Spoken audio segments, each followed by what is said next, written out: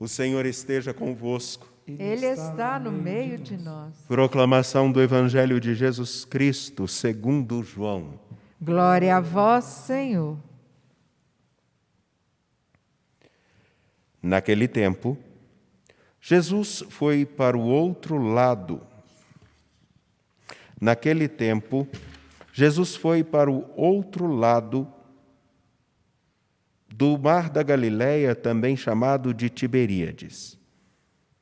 Uma grande multidão o seguia, porque via os sinais que ele operava a favor dos doentes. Jesus subiu ao monte e sentou-se aí com seus discípulos. Estava próxima a Páscoa, a festa dos judeus. Levantando os olhos e vendo que uma grande multidão estava vindo ao seu encontro, Jesus disse a Filipe: onde vamos comprar pão para que eles possam comer? Disse isso para pô-lo à prova, pois ele mesmo sabia muito bem o que ia fazer. Filipe respondeu: nem 200 moedas de prata bastariam para dar um pedaço de pão a cada um. Um dos discípulos, André, o irmão de Simão Pedro, disse: está aqui um menino com 5 pães de cevada e 2 peixes. Mas o que é isso para tanta gente?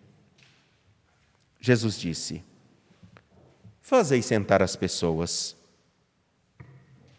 Havia muita relva naquele lugar, e lá se sentaram aproximadamente 5.000 homens.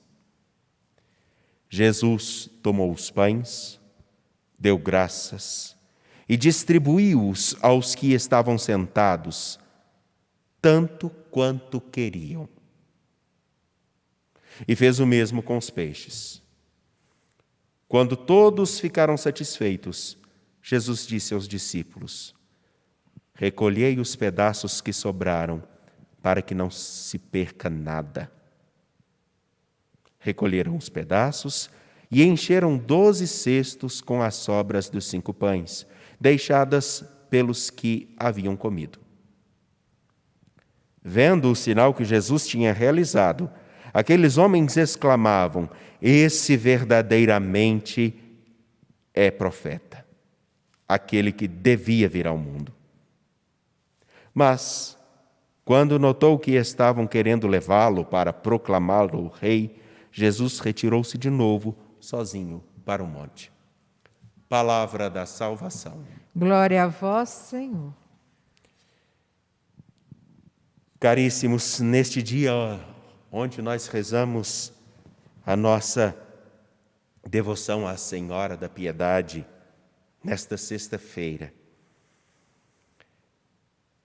uma coisa particularmente preciosa no nosso caminho de discípulos de Jesus Cristo, na caminhada como homens e mulheres que experimentam a força de sua ressurreição e assumem caminhar com Ele, nós temos uma beleza que nos é dada não só pelo Evangelho, mas também pela própria leitura tirada dos Atos dos Apóstolos, no capítulo 5, versículos 34 a 42. Preciosidades que eu limitaria a colocar 2 pontos. O primeiro,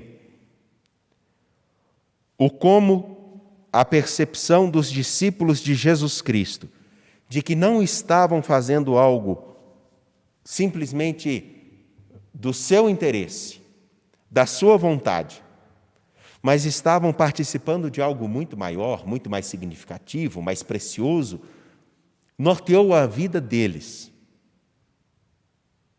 Isso porque, ao escutarmos esse trecho dos Atos dos Apóstolos, a primeira coisa que quero falar é que os discípulos estavam marcados pela certeza de que seguiam ao Senhor da vida.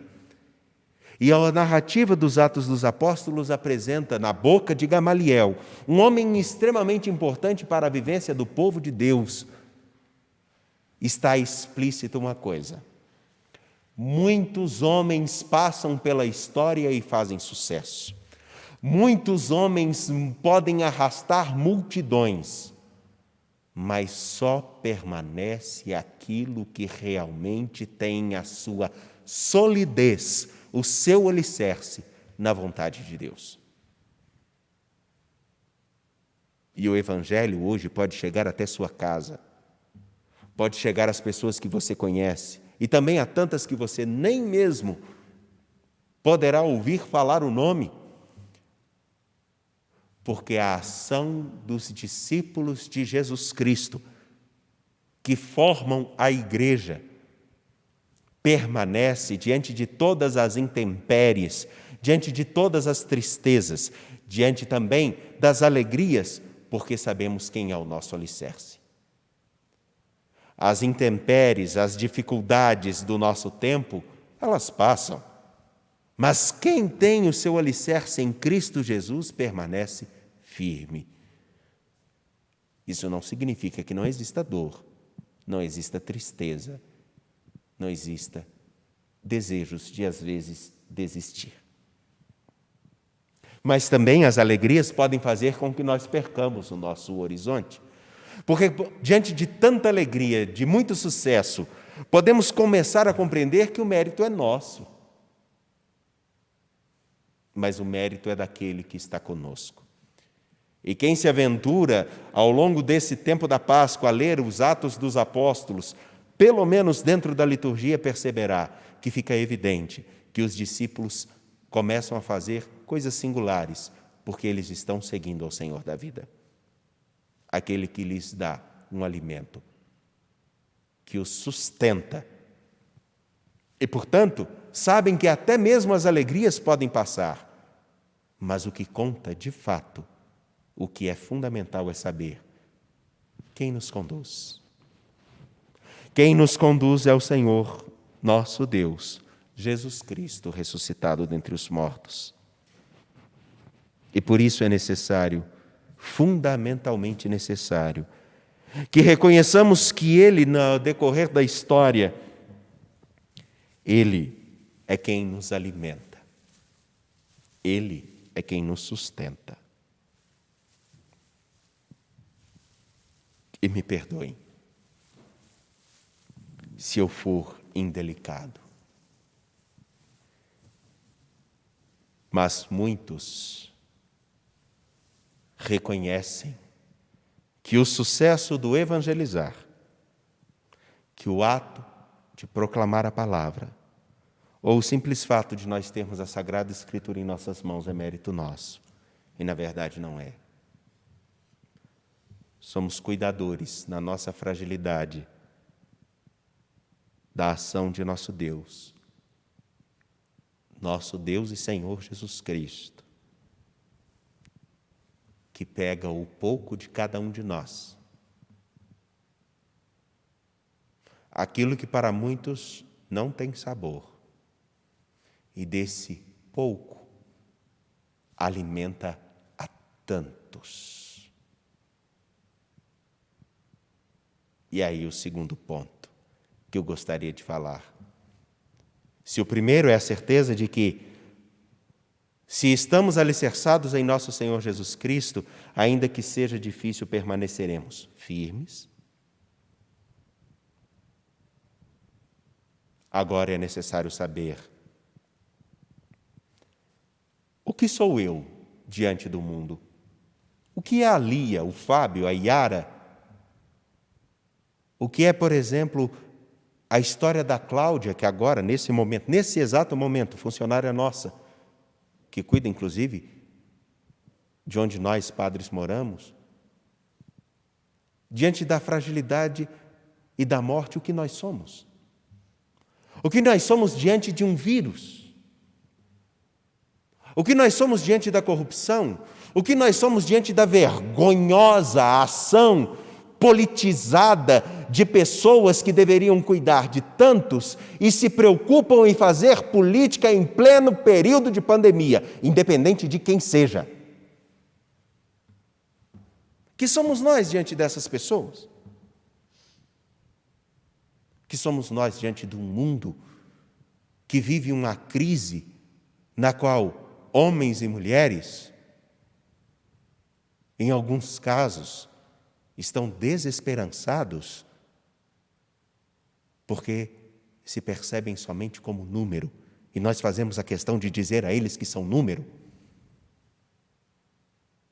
Um número a ser descartado que diminuirá os meus gastos como empresa. Um número, só mais um número, que tem um registro, e nesse registro está constando se eu posso ou não posso comprar, se eu posso ou não posso me alimentar, se eu sou ou não digno de crédito. O que somos nós diante disso? É um pouco daquilo que Jesus faz com seus discípulos na caminhada. Os discípulos olham e veem uma multidão vindo ao encontro do Senhor, e ele, no Evangelho de João, capítulo 6, versículos 1 a 15, disse: onde vamos comprar pão para que eles possam comer? Onde na nossa fragilidade, na nossa limitação, iremos dar algo que sacie a fome mais profunda de todos aqueles que procuram sentido para viver, que buscam segurança, que buscam acreditar no ser humano, que buscam acreditar na vida. Onde eu darei alguma coisa para todos eles?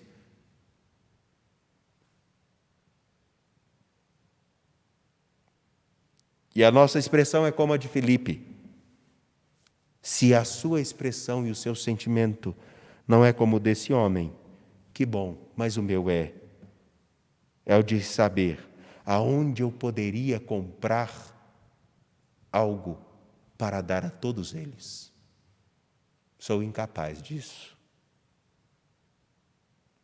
Mas a dinâmica do que o Senhor faz, na sua força geradora de vida e esperança, é de pegar o pão que cada um de nós é. E o pão de cevada, Lia, era o pior pão que se poderia comer na época. Duro, seco, sem graça. Era o pão dos pobres. Era como aquele pão que nós, quando vamos à casa do interior, num velório, e as pessoas compram aqueles pães na roça, aqueles pães de sal que já estão bem secos, e você praticamente rói o pão. É um pouco pior. O Fábio já começou a rir ali em cima porque ele já comeu muito desse pão, né, Fábio? Sim. É um pão pior. E 2 peixes. O que é isso diante de uma multidão faminta?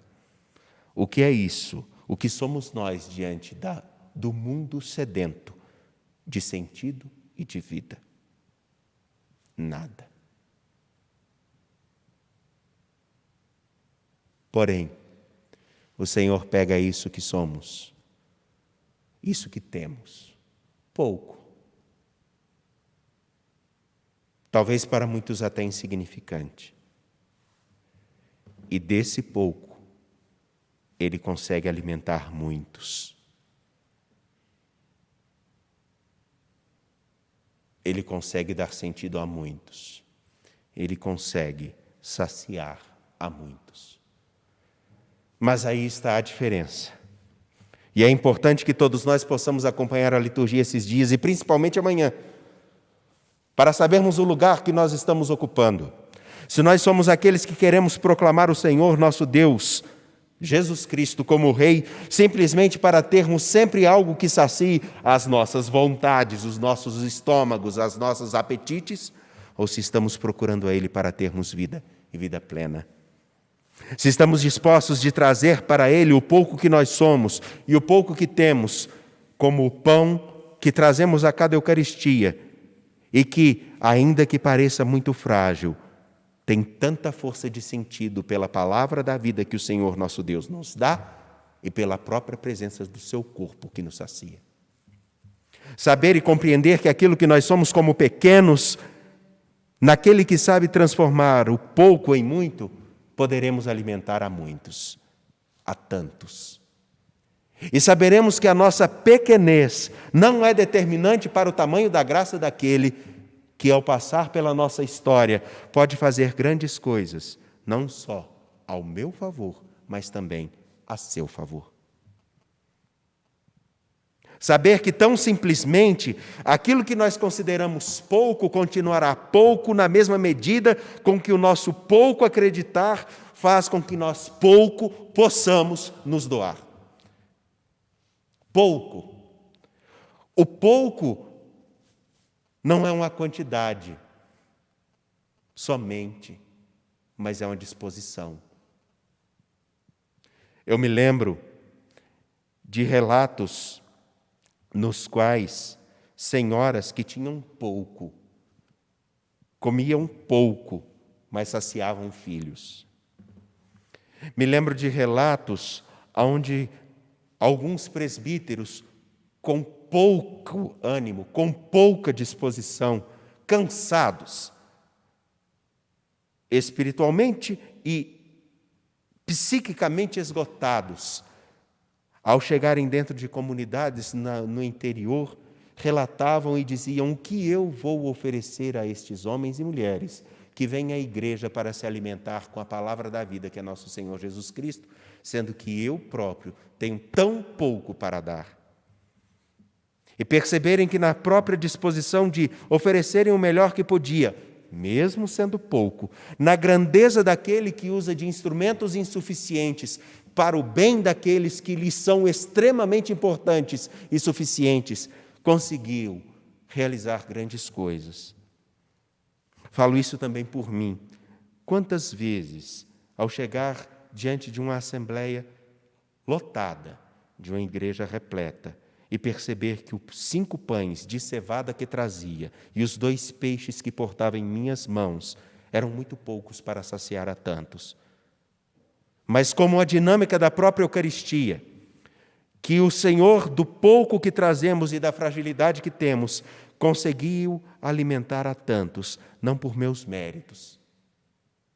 Na verdade, meu irmão, minha irmã, hoje nessa liturgia, abre-se um caminho no qual nós deveremos saber. O que realmente contará é sabermos: eu estou alicerçado naquele que realmente cumpre a sua vontade para o bem de todos, ou eu estou alicerçado na minha vaidade, no meu querer, na minha prepotência, que são sempre pouco. Enfim, nessa liturgia, nesta sexta-feira,